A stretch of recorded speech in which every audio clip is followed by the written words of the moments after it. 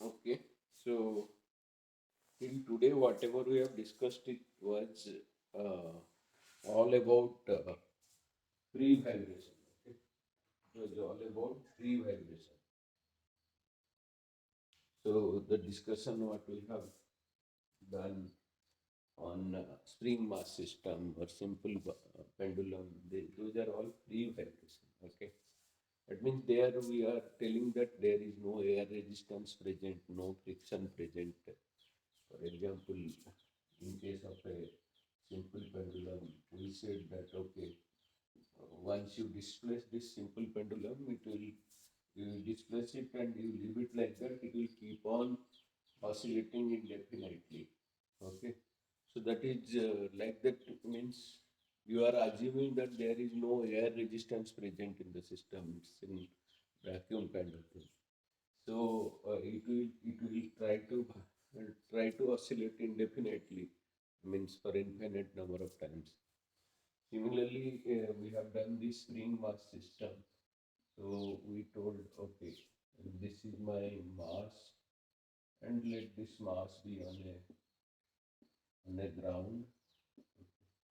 So this mass be on a ground, and we are just pulling it up. So there, there also we told that if you pull it by certain amount, it will try to oscillate in between the original mean position, and it will do it for infinite number of times.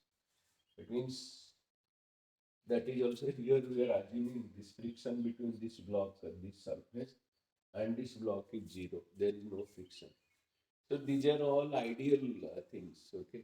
So to do something practical, first you have to understand the ideal. Okay. So here we told that okay, if this is the length, and then the time period is equal to 2 pi L by g. Okay. So that is the time period we have derived.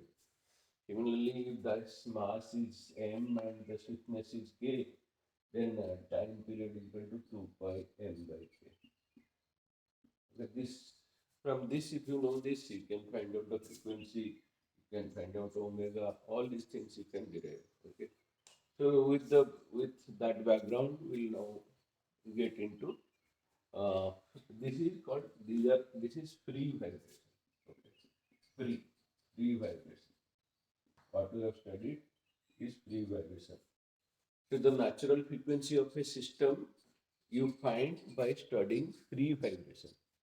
Like say every structure has its own natural frequency. Let us say this this duster has its own natural frequency. This marker has its own natural frequency. So natural frequency of a system is a property of the system. It does not depend on anything external or external force. It is a property of the system. Now you know frequency is equal to 1 by 2 pi k by n.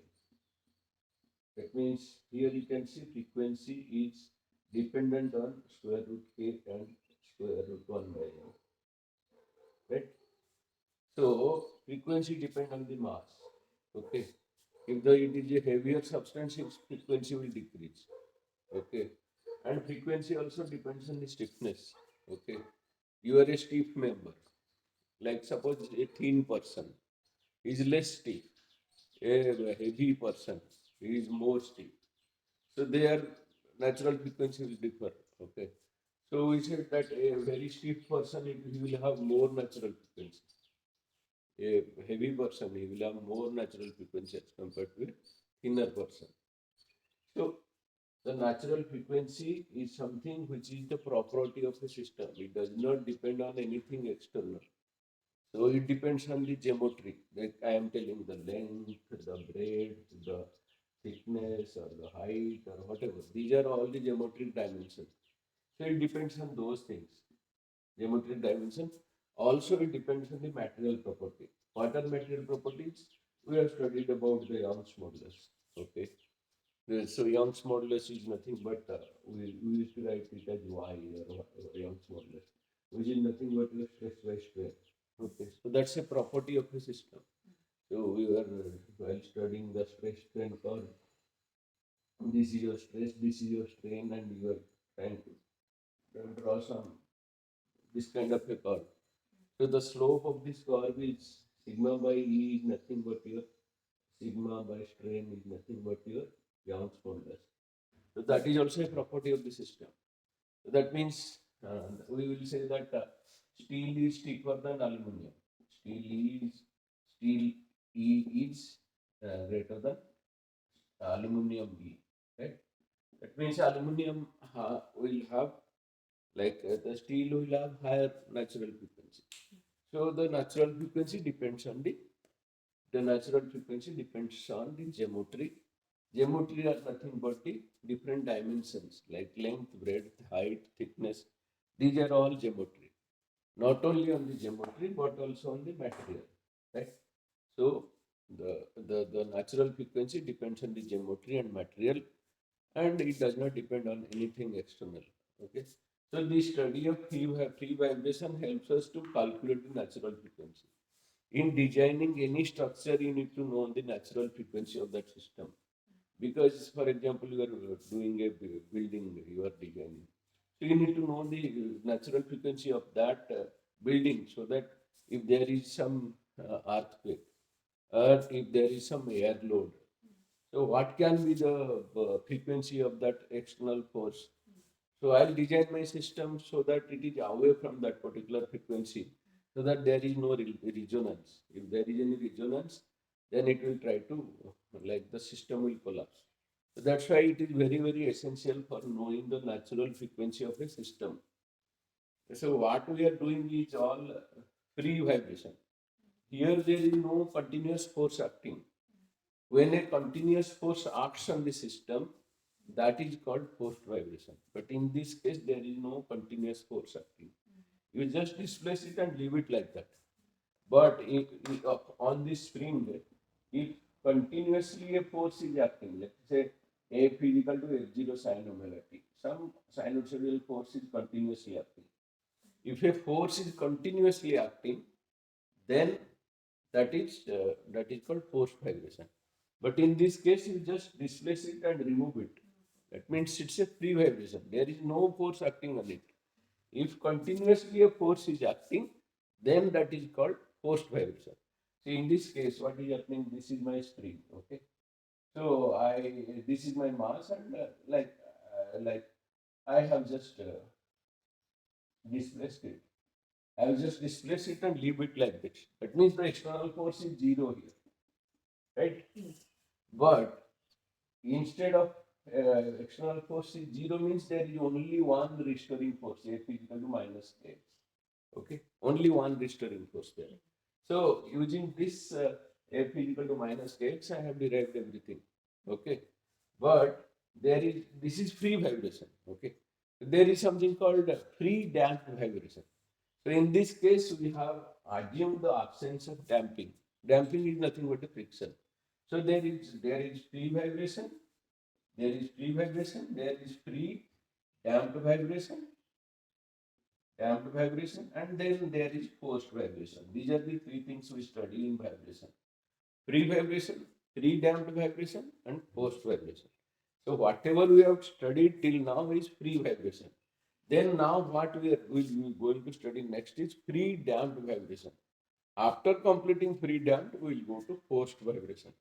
So what is forced vibration? Like just giving an introduction. If F is equal to F0 sin omega t, another sinusoidal force is acting. Okay. If that is the case and a continuously a force F is equal to F0 sin omega t is acting on the system, that is called the forced vibration.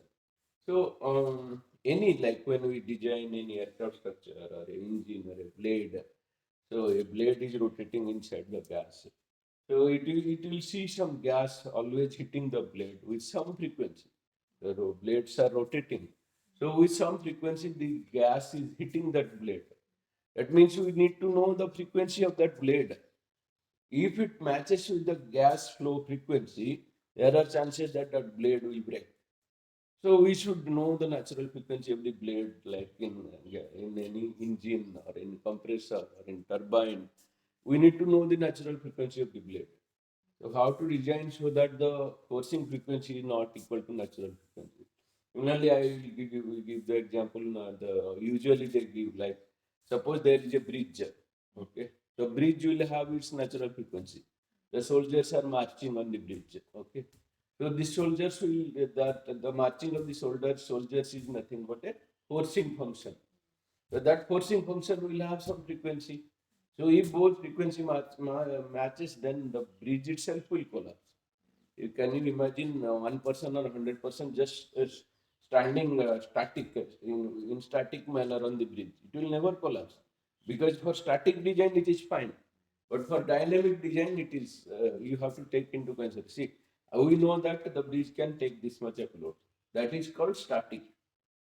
It static loading. But you have to design a system not only for static but also for dynamics. So this vibration is related to dynamics. Okay, so even if it can take that much of load, but if there is a sinusoidal variation of that, means if the force varies with time, what is dynamic? If the applied force varies with time. So here what is the force is a function of time, right? The force is a function of time. If force becomes a function of time, then that problem is a dynamic problem. If the force remains static with time, that problem is a static problem. Static means no change. Dynamic means the force keeps on varying with the time, right? So static means whatever you study in your strength of material, that stress strain diagram and all that is those are all static analysis. So if a structure is good for static, does not mean that it will not, and it can carry the load statically. Does not mean that. Suppose you are sitting on that chair, so you are sitting on it. It's a static load, but you keep on jumping on that chair. Then that is kind of a like a sinusoidal, like your leg is touching the chair in a sinusoidal manner. Okay, so that is called dynamic loading. So with the dynamic, because of dynamic load, the load can increase by 10 times. So roughly, you sometimes okay, the structure is subjected to a dynamic load. So normally we design the structure for 10 times the weight of yours. Then only it will. Suppose you are standing on the chair, but if you keep jumping on the chair, then the chair will take 10 times, has to take 10 times your weight. That is called dynamic concept. Okay. So you can take a picture.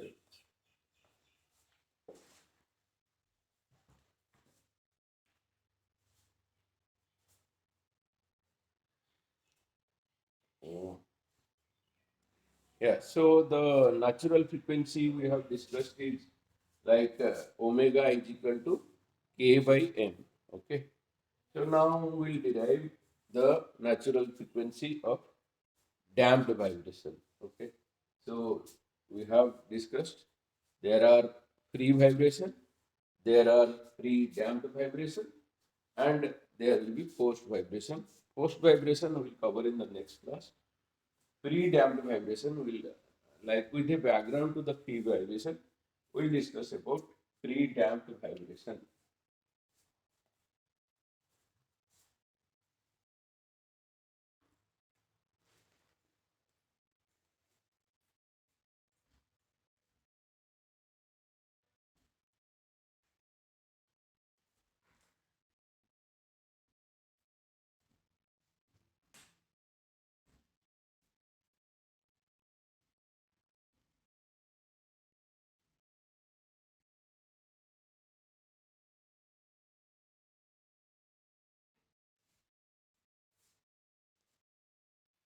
Okay. So let us say this is a this is a rigid support. This is a rigid support, and let us say the mass is the mass which hanging from this support. Okay. So this is the spring. This is the rigid support,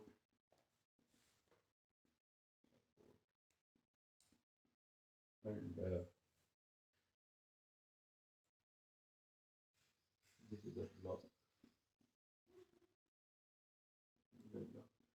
Now this is inside a particular medium, let's say air or whatever. Earlier we had forgotten we have ignored the presence of air. Now you have some kind of air, and this is the ground say. Okay, so you have a surrounding medium. Okay, so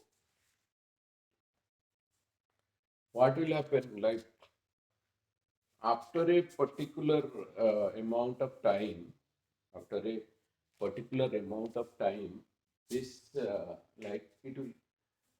You are now considering the presence of air. The air will give some resistance. That is called the air resistance. So if you earlier we had assumed there is no air. So it used to like vibrate between this and this point or whatever, between the main position. Okay. So this much and this much it used to vibrate. But if you assume the presence of air, slowly what will happen? In the first cycle it will be this much. In the second cycle the amplitude of vibration will decrease. In the third cycle the amplitude of the vibration will further decrease. Okay, so this is the amplitude of vibration. The amplitude of vibration will go on decreasing because of the presence of air resistance. Okay. The amplitude of vibration will go on decreasing because of presence of air resistance. Right. So it will so happen like what will happen if you plot the curve. If you plot the curve, time versus the displacement. Okay, let us say time versus displacement. Displacement. If you plot the curve like this, then let us say this is the mean position. Let us say this is the mean position. Okay. So what will happen? Initially, the amplitude of vibration is this. Then the amplitude of vibration will be this. Then again the amplitude of vibration will be this. Then again the amplitude of vibration will be this. Right. So what you observe here, the amplitude of vibration keeps on decreasing. The amplitude of vibration keeps on decreasing. You can see the amplitude of vibration keeps on decreasing. Okay. So this is how a pre-damped vibration will look like. Okay. So so earlier we knew that force. So if you take the free body diagram of this spring, okay.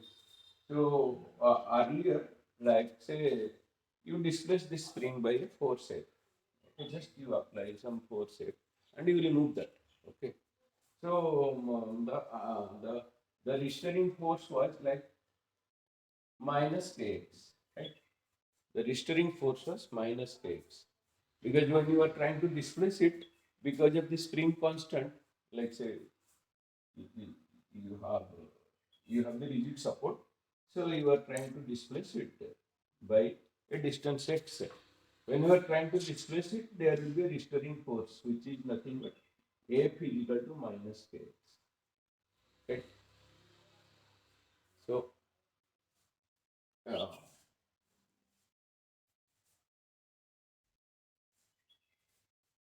so that was the equation. Now there is a force called damping force. So that damping force, damping force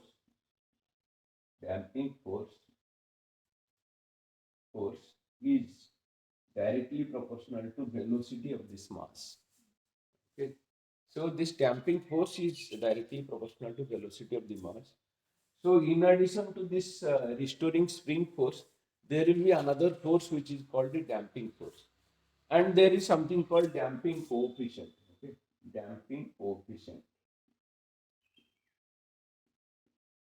Coefficient. Okay. So that damping force, how much it is? It is F is equal to minus some damping coefficient in your book. It is called as B. Okay. B into V. because it is a coefficient. Okay, so B is the damping coefficient and V is the velocity. That means higher is this velocity of this mass. If you are pulling it with a higher velocity, it will give more resistance. You can imagine, like suppose you are moving in a car. If you move with higher velocity, then you will get more resistance. That is nothing but called the drag, friction or the drag. Okay, if you run with a very high speed when there is air is blowing, you will pull more drag. That is nothing but the resistance or the damping force. So higher is the velocity, the more you will see the effect of the drag, right? So that is the damping force. So our resulting force becomes, the resulting governing equation becomes F is equal to minus Kx minus B into V. This is the governing equation for pre-damped vibration. Okay, so and so this my force is nothing but my MA. Force is MA, right? So so if you bring everything to the left side, it will become AMA plus AX plus AMA plus let us say we will write it as BB first plus plus AX is equal to 0. So this is the governing equation for pre-damped vibration. Okay. Governing equation for pre-damped vibration is MA plus BV plus AX is equal to 0.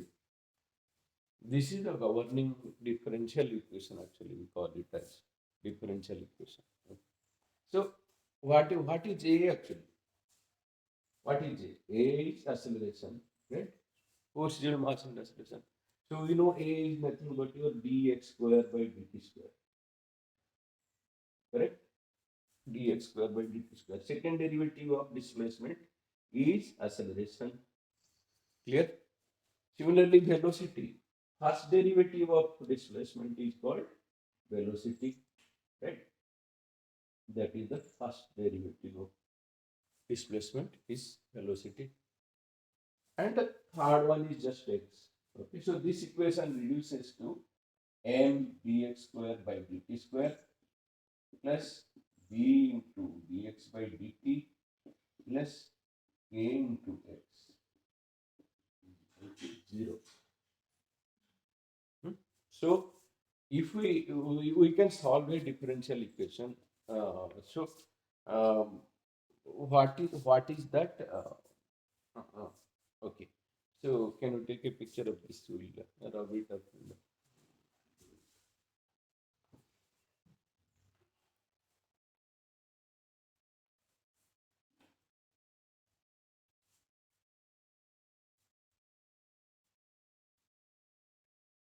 Okay. So we now we have come to the governing differential equation for pre-damped vibration. Governing differential equation for pre-damped vibration.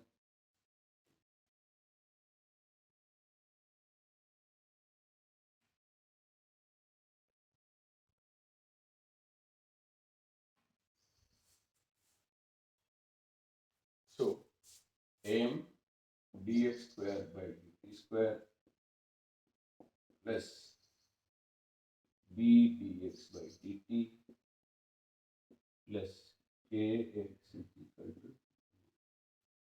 So this what is the solution for this equation?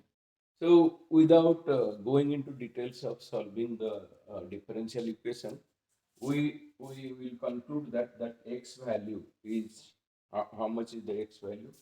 X is equal to a e, okay, minus bt by 2m minus bt by 2m, okay, into cos omega t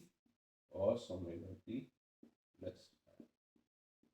So this is the solution for that equation.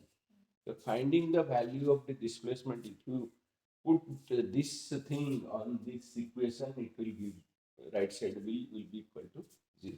So this solution is being found by solving differential equation. How is it being solved? Leave it aside now. Just remember, okay, this is my governing equation. This is my solution for this thing. And here, what is A? A is amplitude. A is amplitude, and omega is the angular frequency of the. So omega is angular frequency.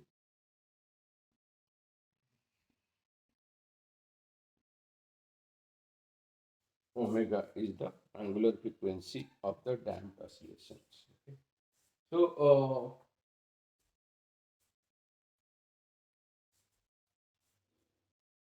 okay. Just remember that in the natural free vibration, omega is equal to k by n. K by n. Okay. But in damped vibration, the angular frequency will be square root of k by m minus b square by 4m square minus b square by 4m square. Then the frequency will decrease. This equation you have to remember. Frequency of damped vibration is equal to km will remain same. Inside this there will be something called b square by 4m square. Okay. So b is nothing but your damping constant. B square by 4m square. That is your frequency of damped vibration. So in this function, the cosine. In this function, the cosine function has a period 2 pi by omega, but the function xt is not strictly periodic. So this equation, it is not, even though it has a cosine term, it is not periodic. Why? Because of this exponential term. As time increases, the displacement is going on decreasing. As you know, in case of exponential equation, this is time and this is, let us say, displacement. So if it is like, you imagine that it is something like e to the power minus xt. You imagine that this term is a constant term. So e to the power, let us say, a constant k into t or whatever. So that term, if time increases, it will go on decreasing. So that's what you can see. This exponential decrement is, or logarithmic decrement is happening here. So so as per this equation, even though it has a cosine term, it's not a periodic motion. Instead, the amplitude of vibration goes on decreasing because the displacement goes on decreasing because of this term, exponential term, right? So okay, so that's one, and then another thing is called the energy of. Uh, just you have to remember this, right? Square root k by n minus d square by 4m square. That is the natural frequency. That is the frequency of free damped vibration. Okay. Then there is something called on the energy in free damped vibration. Without deriving, it will write it like this Ka square. Okay. Ka square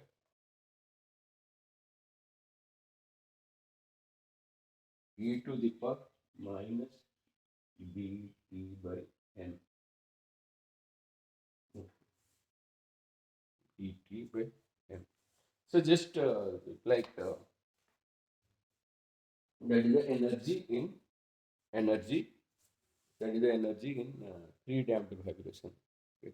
In normal vibration, I think we have done that energy, half kx square. Okay. So in free vibration, energy is equal to half kx square. Total energy, right? We have done, I think, this one.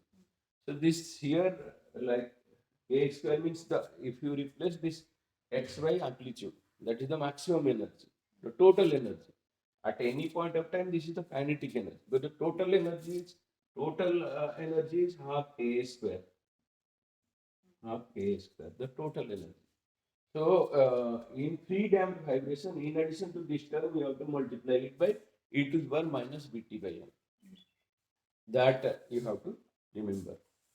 Okay. So now take a picture of it and we'll do one numerical on free damped vibration.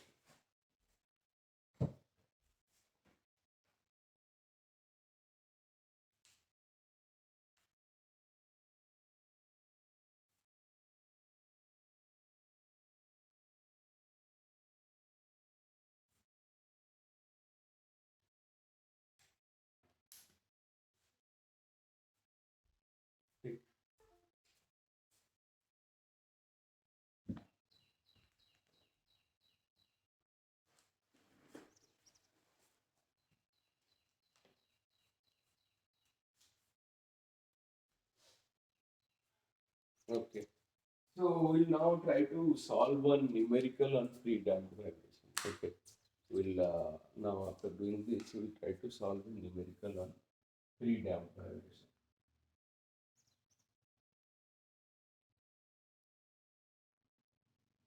Remember all these actually. This see in our mechanical engineering, we used to study this thing in our theory of machines. So in machines, designing of machines, understanding the concept of vibration is very very important. And a reason behind studying the free vibration first without considering the friction is like first you understand the natural frequency, then you introduce the actual things like the friction and other things. Okay. So after doing this, okay. So the question is for a damp uh, for the damp coefficient damped oscillator shown in figure 14.19. So you have a damped oscillator, you have a rigid body, and you have a spring hanging here, and you have some mass M. Okay, so for a so this is kind of a, you can call it as a oscillator. Okay, so this is rigid.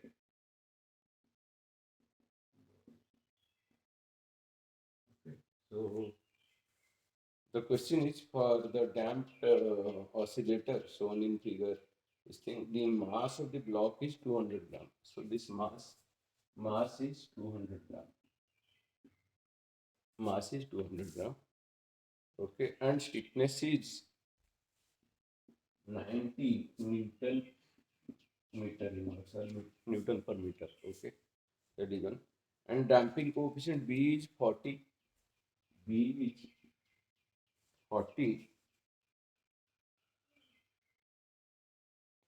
Okay, so because force we are telling it as C, C into X, C into X. Okay. So what will be the unit of C? Or here we are telling it as B, that is the damping coefficient. See, earlier we told force is equal to, sorry, this is B into B, velocity. Damping force is equal to damping coefficient into velocity. Whereas restoring force is K into X, that is related to displacement. This is related to velocity. So what is the unit of damping coefficient? It's F by V. Okay. So if we simplify F by V, what is F actually? It is kg meter per second square because it is force divided by second. Right. Right.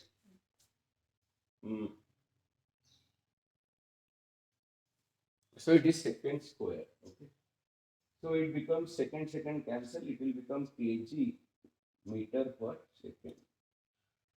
Kg meter per second,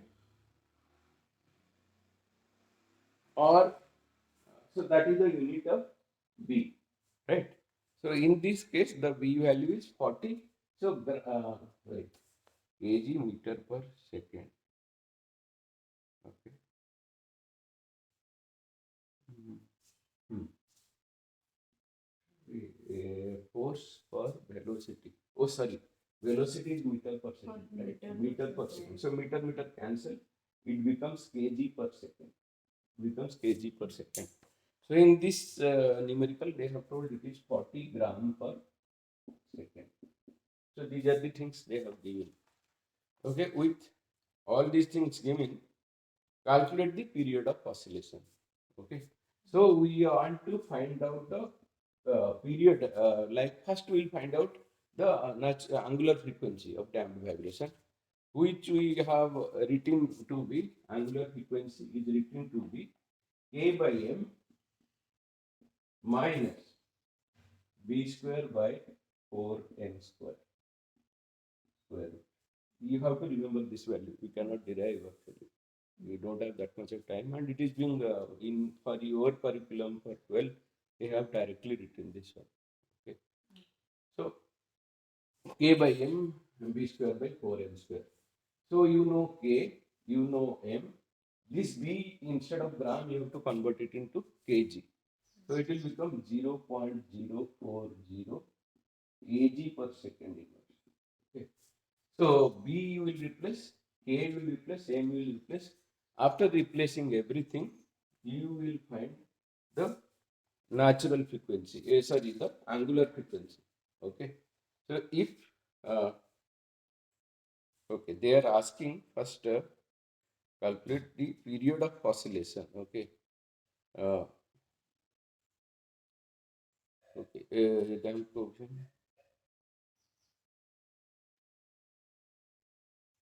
okay. I think first he is solving as the period of undamped vibration. Suppose damping is not there. So in that case, first you can calculate T as 2 pi n by k. Right?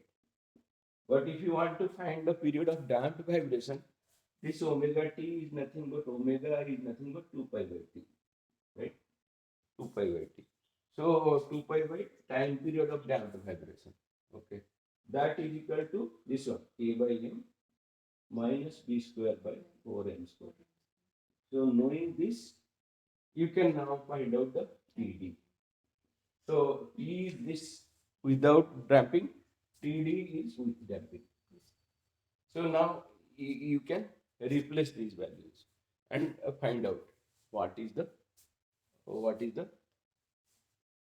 period of damped vibration.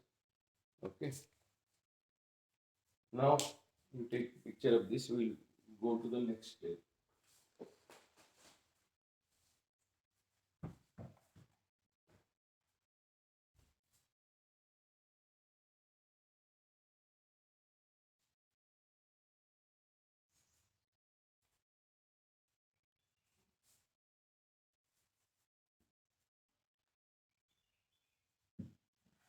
Okay. Then now the next question is the next question is these are these are the input. We should not erase them. So remember what is the value, what is the unit of damping coefficient? That is kg per second, as we have derived, right? Correct. Okay. So the now next question is time taken for the amplitude of vibration to drop to half of its initial value. So we had drawn that curve, like okay, first it will be like this, then the amplitude will go down, then the amplitude will go down further. It will be like this, and it will be like this. Okay. So this is the time. This is the displacement of the pre-damped vibration. So the question is, what is the time taken for this amplitude, like this amplitude and this amplitude? So let us say this is A, and let us say this is A by 2. So how much time is taken for A to become A by 2? That is the question.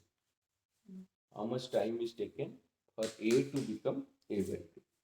Okay, so this is a ratio actually. So let us say the second condition is U2, or let us say it is X2. Right? Like we have our governing equation was what? X is equal to A e to the power minus b by 2m into t. Okay. Then cos omega t plus phi. This is our governing equation. So let us say at the end of at the so there are let us say the second condition is called 2, first condition is called 1. So our x2 by x1 is equal to half. That we can say. Like after some time, the amplitude will become half. So x2 by x1 is nothing but, you will let us say, it will become like yeah,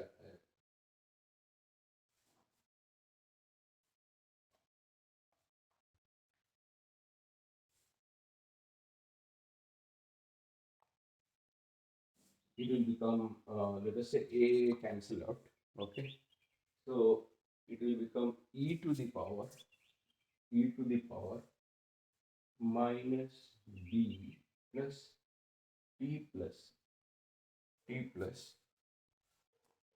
Let us say after a time interval of capital T, right? After a time interval of capital T, it will minus b capital T plus capital T divided by 2a.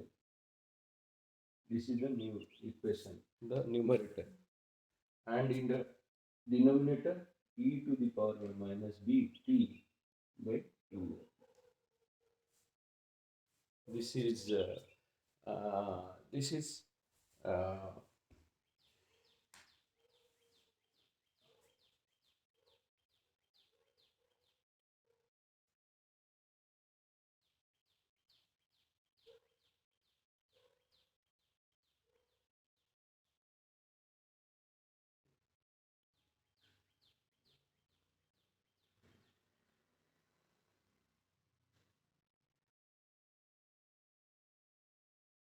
so so if we solve this uh,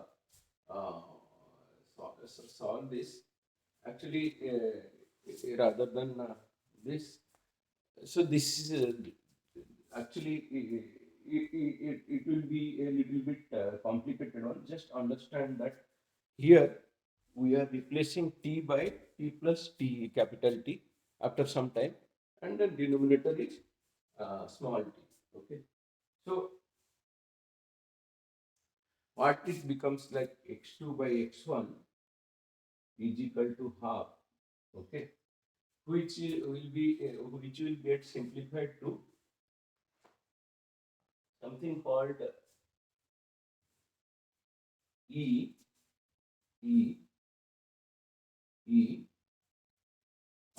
minus something called zeta. I'll tell you what is zeta. Okay, e to the power minus zeta. Then omega n plus omega n into into into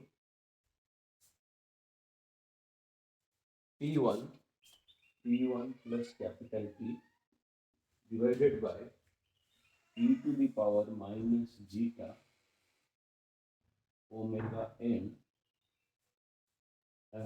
T1. It's just additional T. Okay. So this is what the equation will get simplified to. Okay. So if you take logarithm of both sides, okay. If you take logarithm of both sides, what will happen? Like ln half LHS. Okay. The logarithmic of base e is always equal to 1. So it will become minus zeta. omega n into T1 plus capital T, then it will become ln e. Ln e is equal to 1. Okay. Then this will become again minus zeta. Okay. Then omega n into T1. This will become this. Okay. So it will finally become ln half is equal to like this term. So it will become zeta. It will become zeta. Okay, zeta and omega n into t. So you want to find out this t. Okay, you know omega n, the natural frequency k by n. Only thing you need to know is zeta. Okay, so zeta is something called damping by critical damping. Something called critical damping concept. I'll explain you later. But damping already we know. Like in this case, this C we are calling it as B actually. So you can say B by BC. Okay, B by BC. One is actual damping. One is critical damping. So this is called damping factor. Damping factor. This is called critical damping. This is called actual damping. So actual damping, you know, is 0.04 G kg per second. Then there is a expression for critical damping also. Like okay, so knowing this, you can find out. Uh,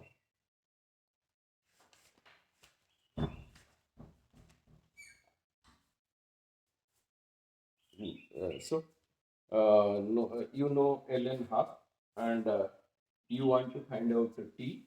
Okay, so t is equal to ln half divided by zeta into omega n. Omega n also you know.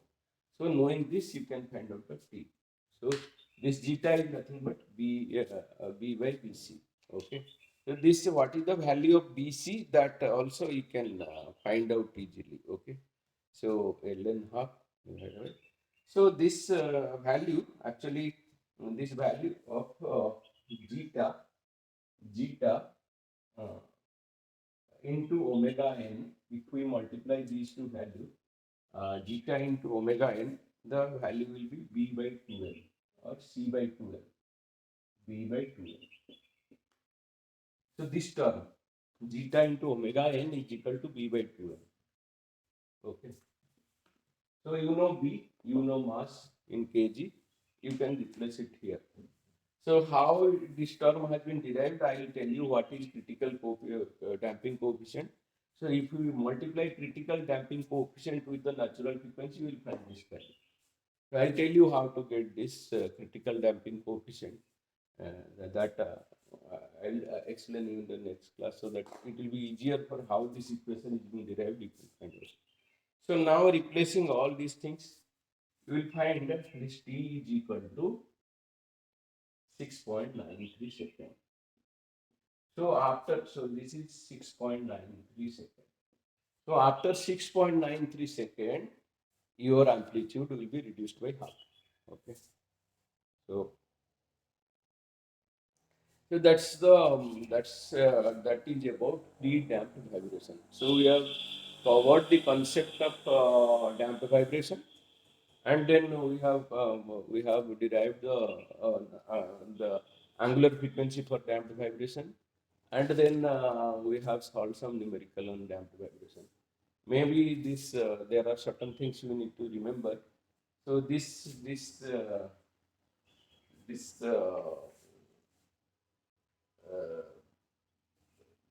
is called the decrement of amplitude, which is otherwise called also as logarithmic decrement also.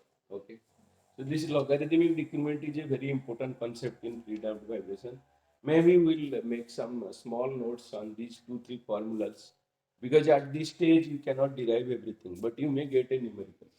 So how this critical, what is this critical damping coefficient? Like one is this this is called damping ratio, zeta. Zeta is damping ratio, which is nothing but your B by BC, means actual damping by critical damping. What is this critical damping? That we can derive. Okay, that is very simple one. I'll tell you. Okay, so with this we come to the end of pre-damped vibration. We'll summarize two, three simple formulas of that so that you can easily solve it. Any numerical comes on that. So then beyond this, we'll study about the post vibration. Okay, we finished pre-vibration, we finished pre-damped vibration, then we'll go to post-vibration. Okay, here there is no external force acting, but we'll go to the actual design when the actual force is acting and how do we design our system to resist this post-vibration. Okay, thank you.